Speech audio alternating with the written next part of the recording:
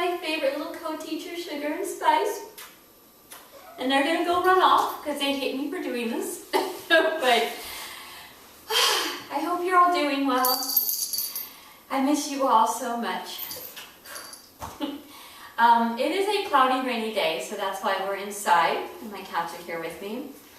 And I wanted to use today to actually do a little bit of teaching about how to use the wall, since we happen to be inside, as a prop for certain stretching and balancing positions. The wall is an amazing prop.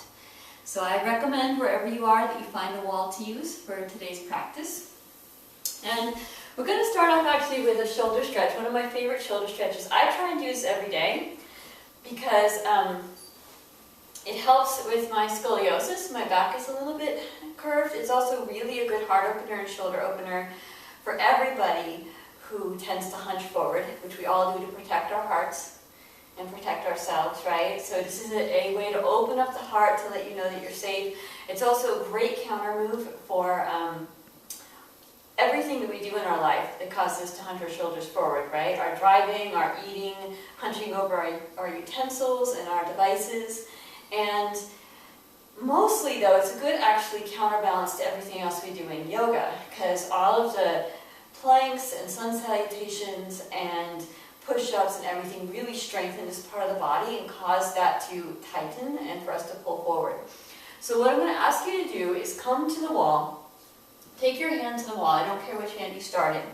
Take your hand to the wall and then get as close to the wall as you can with your hand behind you and sort of turn away from the wall. And taking a really good deep shoulder stretch on that side. We'll take 12 deep, slow breaths here. Deep, meaningful ujjayi breaths. This is a deep stretch. Be gentle with the shoulder nerves though, right? Don't push it, just breathe.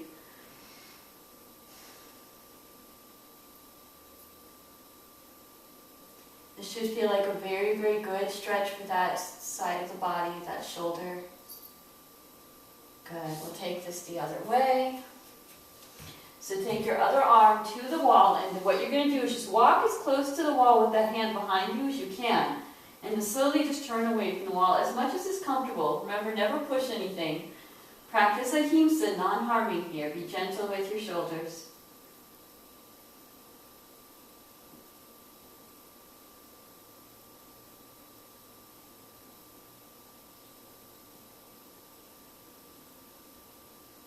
Lovely. Good. And roll your shoulders back. You can roll your neck out a little, shake that out. So we're going to talk about down dog at the wall. I love using the wall to actually teach down dog. Down dog is the most common yoga posture in any kind of vinyasa class or flow class, and it's part of sun salutations. We do it. You pretty much never take a yoga class without down dog. And I find that I often see people misinterpret how to do it. They tend to have their hands and feet way too close together. You want your hands and feet about the same distance as they would be in plank.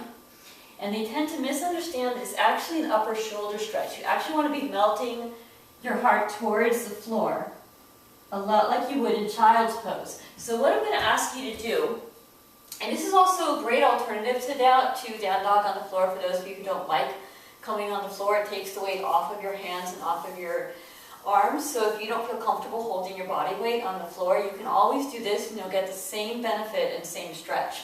So you're going to take your hands to the wall, spread those hands just like you would, just like I always cue on the floor. Nice active hands. Spread those fingers nice and wide. Suction cup your palms into the wall this time.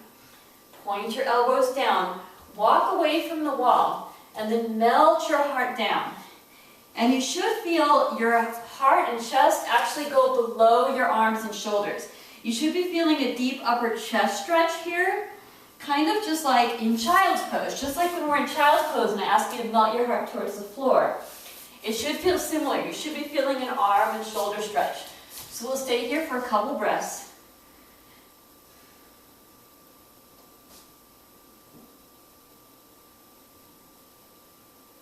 Good. Stay here as long as you like. And keep in mind, anytime you're in a yoga class and they ask for down dog, you don't want to go on the floor, try that instead.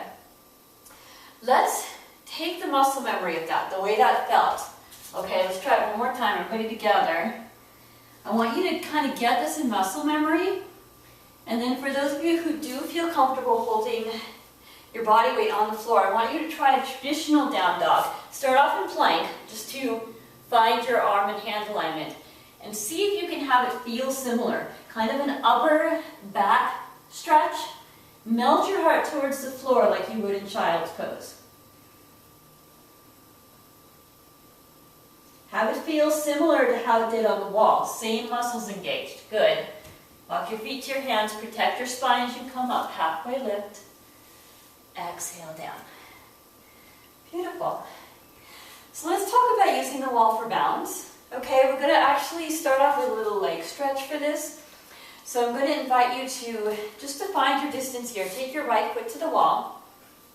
And just stretch here. If you want to get a little arm work in, a little elegance, raise your arms up.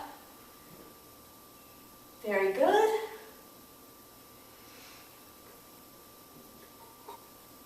Good. Now with that same foot, we're going to use the wall for Warrior 3. This is a great opportunity to practice Warrior 3. So take your hands to the wall about where your foot was and lift that last foot back.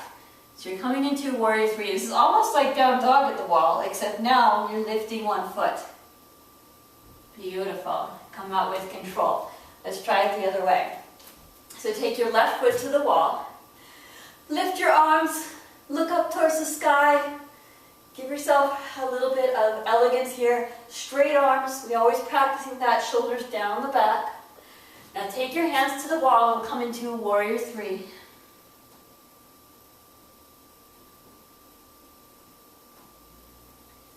Beautifully done. Come out with control. Lovely. Hands to heart for a minute.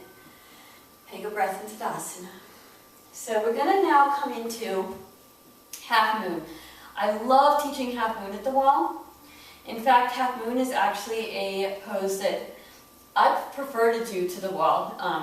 Even though it's something I do almost every day and I'm pretty advanced with it, I really prefer to do it at the wall because it just helps you actually make sure you have the proper alignment. You know how I'm always saying when you're in half moon pose, imagine that you're between two plates of glass or that you're trying to pop up out of a toaster, you want a nice straight body. The wall really helps keep you true to that and honest.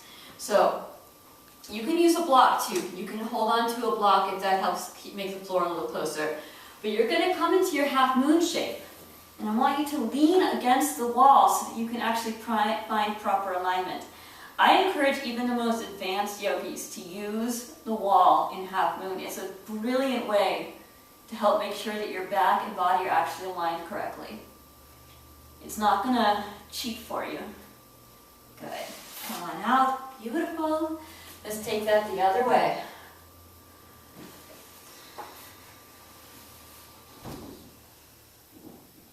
Nice, everybody. So just lean against the wall. Use the wall for support, but mostly just use it for alignment to make sure that your back and body are straight. Nice. Come on out. Take your hands to your heart.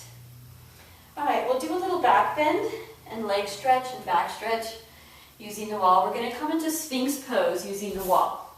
So you're going to take your legs behind you, take your feet behind you up the wall, and then come into your Sphinx pose. Elbows under your shoulders, and come into a little back bend. Just stay here, breathe. Now remember, I always say Sphinx pose is a back bend. It should not be hard on your neck. I know your head is heavy. So if this feels straining on your neck, then drop your head. If having your feet on the wall behind you is creating too much tension in your lower back, then just come into a regular Sphinx. That's fine. Just stay here and breathe into this. Now, I'm going to encourage most of you, probably all of you actually, to stay here and stay in this position. For the few of you who want to try something super advanced, I'm going to actually offer a little inversion back bend that you can use the wall for. I've done a couple of inversion segments and would use the wall some for that. This is not one I got into because it's actually quite advanced and it's a pretty intense back bend. So most of you, just stay in your Sphinx, come out when you want. Whatever, you can just watch this to be inspired or you can swear at me and flip me off. It's okay, I can't see or hear you right now. This is a pretty intense back bend, so let's warm up the spine a little first for those of you who are doing this with me with a little cat-cow.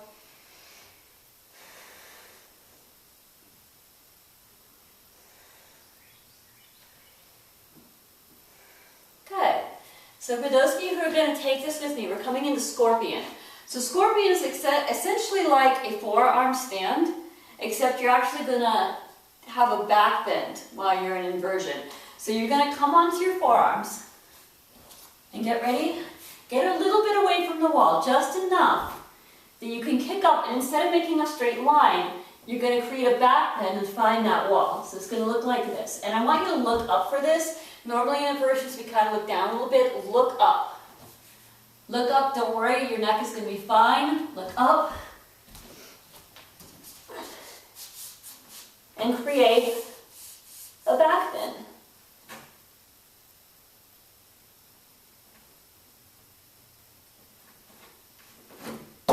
Good. So everybody, whether you tried that or not, let's take a child's pose. Find the earth.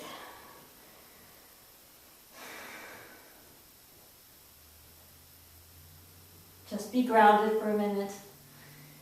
If that made you feel frustrated, just notice that and let it float away. And now for everybody's favorite wall pose, legs up the wall, our nice restorative inversion. So I want everybody to get their butts as close as they can to the wall. If you want to put a pillow or blanket or towel underneath your hips to support your lower back, that's highly recommended. And you're simply going to scoot your legs up the wall and relax in this position. This is a beautiful restorative inversion. It has the same upside down benefits as all the other inversions we do. We're letting the lipid acid drain in a different way than it ever does. So it really actually helps to detoxify the body. We're letting the energy drain away from our feet. We're taking the pressure off of our feet for once. We work our feet so hard with all that standing and running and walking and balancing, and all of our blood and energy is always flowing towards it. So let's let it drain the other way. It helps flush out the toxins. This is amazing for your nervous system. It's one of the best things you can actually do for your heart muscle. I often tell the story that when my stepdad had heart surgery, I recommended that he do this. It has very, very medicinal benefits for your heart, for your nervous system. So just stay here and enjoy. This will be our Shavasana today. Just breathe here. You're welcome to stay here as long as you want. You can even just hang out here for half an hour and read a book. Enjoy this position. You can take it into a straddle if you want. This can feel really good on your inner thighs for a stretch. You can take it into a little butterfly at the wall. I really like using the wall for butterfly pose.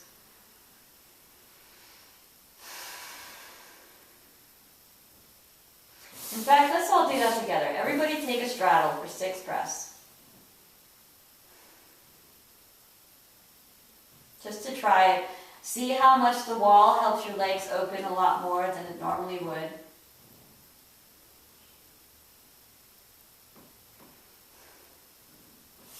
And then take your feet together.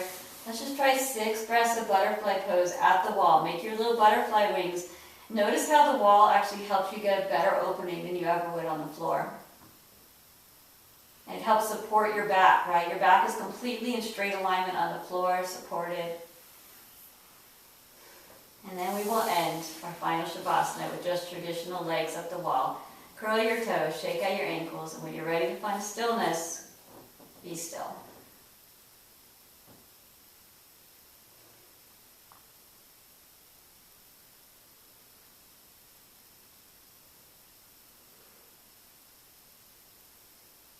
Please do stay here as long as you like. Feel free to play with the straddle or the butterfly. But when you're ready, roll over onto your right side into a sweet little fetal position, as always. Take some deep breaths. Thank yourself for your beautiful efforts today. Slowly seat yourself up. Place your hands to your heart. Close your eyes. Thank you all for being the amazing, beautiful rays of light that you are. And thanks for playing with me today. infinite love and gratitude. Namaste.